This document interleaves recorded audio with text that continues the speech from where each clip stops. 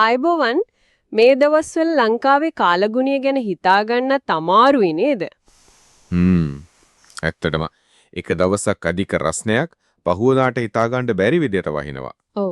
ඉතින් මේ ගැන ටිකක් ගැඹුරින් කතා කරන්න අපි අද බලන්නේ ගෝලීය කාලගුණ විශ්ලේෂණ අධිකාරියක් එක්ක කරපු සාකච්ඡාවක තොරතුරු. හොඳයි. බලමු මේ මූලාශ්‍රයෙන් මොනවද කියන්නේ කියලා. හරි.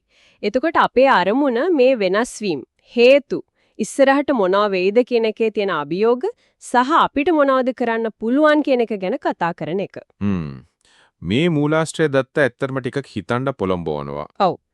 ඒකේ කියනවා නේද අර 1960 ගණන් වල ඉඳන් උෂ්ණත්වය ඉහළ ගිහින් කියලා? ඔව්. සාමාන්‍ය වාර්ෂික උෂ්ණත්වය සෙල්සියස් අංශක 0.016කින් වගේ අවුරුද්දකට. ඒ කියන්නේ පොඩි ගාණක් වගේ පෙනුනට දශක 6කට ගත්තම සෑහෙන්න ලොකු වෙනසක්. හරියටම. උතුරු මැද පළාත්වල දැනටමත් ප්‍රතිඵල පේනවා. අධික උෂ්ණතරංග දැන් සුලභයි. ඒක කෘෂි කර්මයට හැම ලොකු බලපෑමක් ඇති නේද? ජල මූලාශ්‍රවලටත්? අනිවාර්යෙන්ම. ඒ වගේම තමයි වැස්ස. වැස්ස ගැන මොකද කියන්නේ? අර යලමහ මෝසම එහෙම ටිකක් අවුල් වෙලා වගේ නේද? ඔව් ඒක පැහැදිලි. දැන් හරිම අවිනිශ්චිතයි. සමහර තැන්වලට කෙටි කාලයකින් ගම් උතුරෙන තරම් වහිනවා. අනිත් පැතිවල දිග නියගන් 2016 2022 වගේ අවුරුදු වල කඳුකරයට ආපු අධික වර්ෂාව මතක ඇතිනේ. ඔව්. ඒ වගේම ආන්තික සිදුවීම් එහෙමත් වැඩි නේද? සුලිකුණාටු වගේ. බෙන්ගාලු බොක්කේ ඇති වුණ සුලිකුණාටු 2016 රොවානෝ 2022 මැන්ඩුස් වගේ ඒවා දැන් නිතරම වගේ බලපානවා. වියලි කලාපේ නියඟ. මුහුදු මට්ටම ගැනත් සඳහනක් තිබුණා නේද? ඔව් ඒකත් බරපතල කාරණයක්. විශේෂයෙන් බස්නාහිර දකුණු වෙරළ තීරයට අවුරුද්දකට මිලිමීටර් 3-4ක් වගේ. ඒ කියන්නේ වෙරළ කාදනය තවත් වැඩි වෙනවා. ඒක ප්‍රධාන හේතුවක්. ඉතින් මේ ඔක්කොටම හේතු තියෙනවා ගෝලීයවත් තියෙනවා දේශීයවත් තියෙනවා. ගෝලීයවා කිව්වේ හරිතාගාර වායු. ඔව් ඒක ප්‍රධානයි. ලෝකයේ උණුසුම වැඩිවීම, ඒ වගේම අර එල් නිනෝ ලානිනා තත්ත්වයන්. පැසිෆික් සාගරයේ වෙනස් වීම. ඔව් ඒක අපේ රටේ වැස්සට කෙලින්ම බලපානවා. එල් නිනෝ කාලෙට නියඟ වැඩි වෙන්නත්, ලානිනා කාලෙට වැස්ස වැඩි වෙන්නත් කුළුවල්. හරි. එතකොට දේශීය සාධක අපේ පැත්තෙන් වෙන දේවල් වන විනාශය වගේ. මෙහෙමයි වන විනාශය විශේෂයෙන් කඳුකරියේ තේ රබර් වගාවන් නිසා වනාන්තර එලිකිරීම ඒක දේශීය වර්ෂාපතන රටාවන්ට බලපාලා තියෙනවා. නාගරීකරණයත් බලපානවා ඇති නේද? කොළඹ වගේ තැන්. ඕ අර නාගරික තාප දූපත් කියන සංකල්පය ගොඩනැගිලි තාර පාරවල් නිසා අවට ග්‍රාමීය ප්‍රදේශවලට වඩා උෂ්ණත්වය වැඩි. මුහුදු ජලයේ උෂ්ණත්වය ගැනත් කිව්වා නේද? ඒකත් තව කාරණයක්.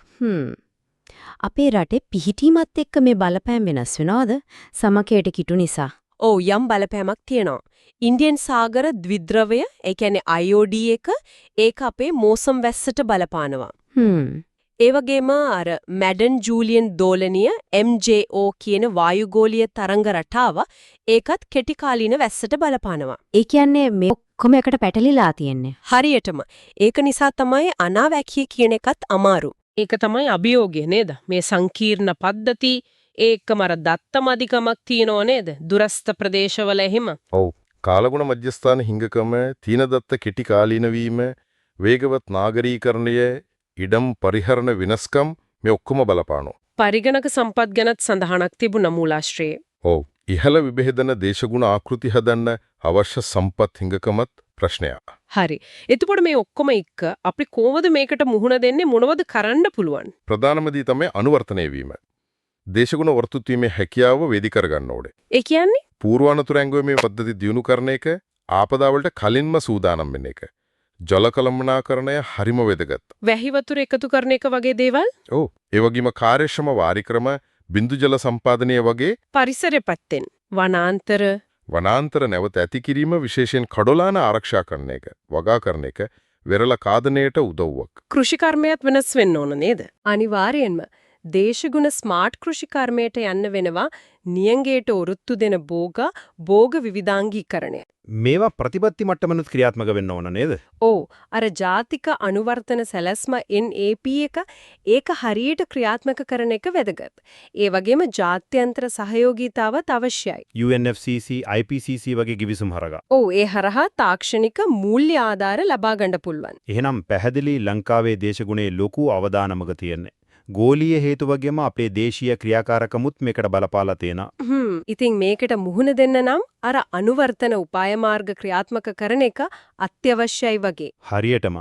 හැබැයි මෙහෙම දෙයක් ගැනත් හිතන්න වෙනවා. මොකද්ද? මේ ගෝලීය බලපෑම් තියෙනවනේ. ඒවා අපිට පාලනය කරන්න බෑ. ඒ වගේම වන විනාශය වගේ අපේම වැඩක් තියෙනවා. මේ දෙකේම සංකීර්ණ බලපෑම එක්ක අපි කොච්චර අනුවර්තනය වෙන්න හැදුවත් ඇත්තටම අපිට බලාපොරොත්තු වෙන්න පුරවන ස්ථාවරත්වයේ මට්ටම මොකද්ද? ඒ කියන්නේ බාහිර බලවේගයි අපේ අභ්‍යන්තර තීරණයි අතර සමතුලිතතාවය ගැන හිතන්න වෙනවා කියන එක නේද? ඔව්. කොයිතරම් දෙරට අපේ ක්‍රියාමාර්ග වලින් බලපෑමක් කරන්න පුරවන්ද කියන එක ගැඹුරින් හිතන්න ඕන කාරණයක්. අද මේ කරුණු කාරණා ගැන කතා කරාට බොහොම ස්තුතියි. අපේ channel එක subscribe කරන්න bell icon එක click කරන්න. Please subscribe our channel and turn on the bell icon. ඒකම like කරන්න, ඊට පස්සේ subscribe කරන්න, notification on කරන්න බොහොම ආදරයෙන් ඉල්ලා සිටිනවා. ඔයාලගේ සහයෝගය අපිට ලොකු හයියක් අනිවාර්යයෙන්ම. නැවතත් මේ වගේ රසවත් දෙයක් එක්ක හමු වෙමු.